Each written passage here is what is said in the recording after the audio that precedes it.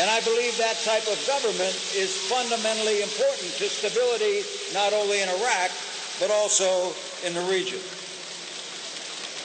And I watched how the regime pursued those goals aggressively through a three-pronged approach. First, they built political influence by financial contributions to Iraqi political parties and political leaders.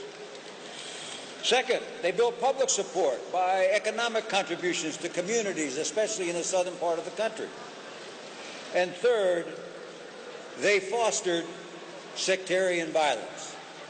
I can tell you that our knowledge of their activities grew over time, but by mid-2006, there was no question that the regime leadership was actively supporting terrorism inside Iraq to accomplish its political objectives.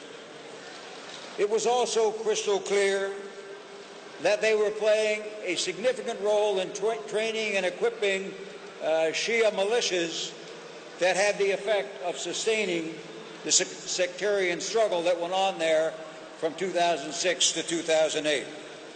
And lastly, because of that role, they are directly responsible for the deaths of hundreds of coalition forces and thousands of Iraqis.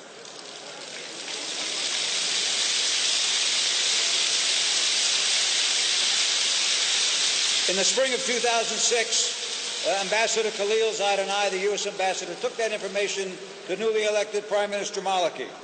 We told him about the improvised explosive devices that could only have been made in Iran. We showed him pictures of modern Iranian weapons that we had found in Shia militia caches. We told him about the training camps inside Iran, and we told him about the Quds Force presence in Iraq. At the end of the briefing, he looked at both of us and said, "They are conducting terrorism in my country." We confirmed that later that year when we arrested 6 Quds Force operatives in a command center in Baghdad. And in that command center, they had a map on the wall. And the neighborhoods on that map were color-coded by ethnic group.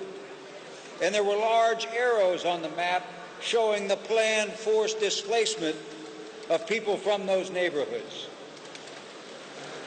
I can tell you that given that experience, Iran, the Iranian regime, will be destabilizing the region for some time to come. And that Iranian regime is not just a challenge for the people of Iran, for the people of Iraq, or for the region. It's a challenge for the international community. And there can only be one conclusion, and you've heard it many, many times already today: that regime must go. Thank you.